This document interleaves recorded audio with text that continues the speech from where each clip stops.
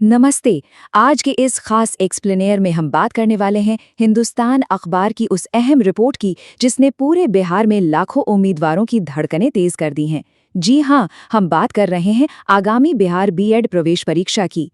इस विश्लेषण में हम इन सारे आंकड़ों, नियमों और तारीखों के जाल को एकदम बारीकी से समझेंगे ताकि हर एक डिटेल बिल्कुल शीशे की तरह साफ हो जाए। तो चलिए शुरू करते हैं। तो सीधे इसमें आते हैं और शुरुआत करते हैं इस सबसे बड़े और हैरान करने वाले आंकड़े से 1:3। इसका आखिर मतलब क्या है? देखिए, पूरे बिहार में कुल 1,23,327 उम्मीदवारों ने इस परीक्षा के लिए अप्लाई किया है, जबकि पूरे राज्य में सीट्स सिर्फ 37,250 हैं। अगर इसे बिल्कुल आसान शब्दों में कहें तो बीएड की हर एक अकेली कुर्सी के लिए ठीक 3 उम्मीदवार आपस में भिड़ रहे हैं। मुकाबला सच में कांटे का होने वाला है। और इस पूरे कंफ्यूजन को दूर करने के लिए इस भारी भरकम जानकारी को इन 5 हिस्सों में बांट दिया गया है। पहला, बीएड सीटों के लिए कंपटीशन।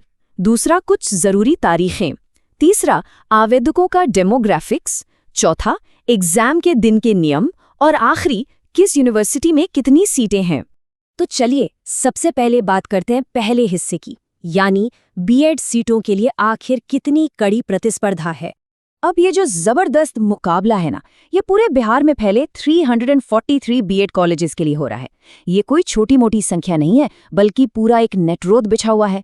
और इसमें एक सबसे बड़ा नाम आता है BRABU का, जिसके अंदर अकेले 59 कॉलेज आते हैं।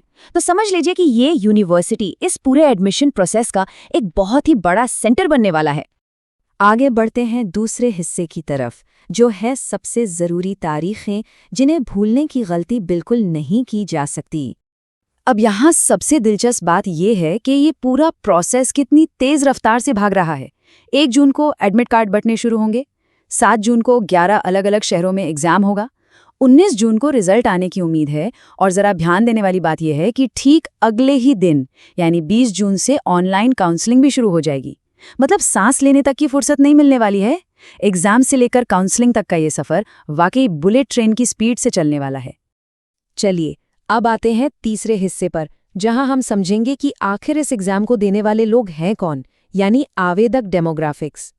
और ये आंकड़े बहुत ही बेहतरीन तरीके से दिखाते हैं कि इस बार महिला उम्मीदवारों ने किस कदर बाजी मारी है। करीब 77,623 महिलाओं ने आवेदन किया है, जबकि पुरुष उम्मीदवारों की संख्या 45,970 है। साफ दिख रहा है कि महिलाओं का एक बहुत बड़ा बहुमत इस एग्जाम में बैठ रहा है। एक और अच्छी बात यह है कि 4 ट्रांसजेंडर उम्मीदवारों ने भी अप्लाई किया है, जो कि शिक्षा के क्षेत्र में एक बहुत ही पॉजिटिव और स्वागत योग्य कदम है। इसके अलावा एक बड़ा मज़ेदार किस्सा ये भी है कि जब फॉर्म में करेक्शन यानी एडिट करने की छोटी सी विंडो खुली ना, तो 125 उम्मीदवारों ने बहुत बढ़िया दिमाग लगाया और फटाफट अपने एग्जाम सेंटर बदलकर अपने गृह जिलों के पास करवा लिए। काफ़ी स्मार्ट स्ट्रैटेजी। वैसे एक और छोटी सी डिटेल ये है कि ठीक उसी दिन होने वाली शिक्षा शास्त्री प्रवेश परीक्षा के लिए भी 205 आवेदन आए हैं। अब बढ़ते हैं चौथे हिस्से की तरफ, जो उस बड़े दिन के लिए सबसे ज़रूरी है, यानी परीक्षा के दिन के नियम और दिशा निर्देश। नोडल अधिकारी प्रोफेसर संजय कुमार ने जो नियम बताए हैं उन्हें बिल्कुल ध्यान से समझना चाहिए।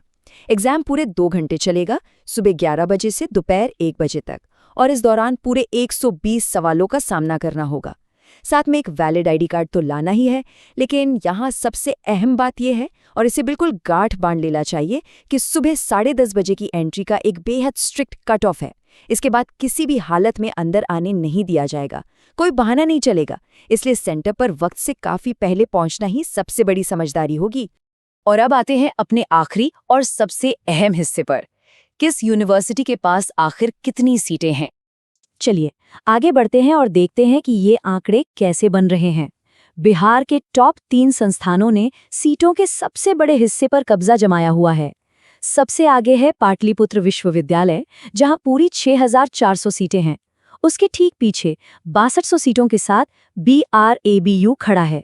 और तीसरे नंबर पर है मगध विश्वविद्यालय, जो 6,000 सीटों की पेशकश करता है। जिन लोगों को सबसे बड़े मौकों की तलाश है, उनकी निगाहें इन्हीं 3 दिग्गजों पर टिकी होंगी।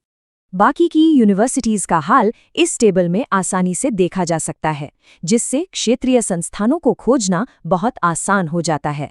LNM विश्वविद्यालय में 3,750, मौलाना मजहरुल हक में 3,200 और AKU में 3,000 सीटें हैं।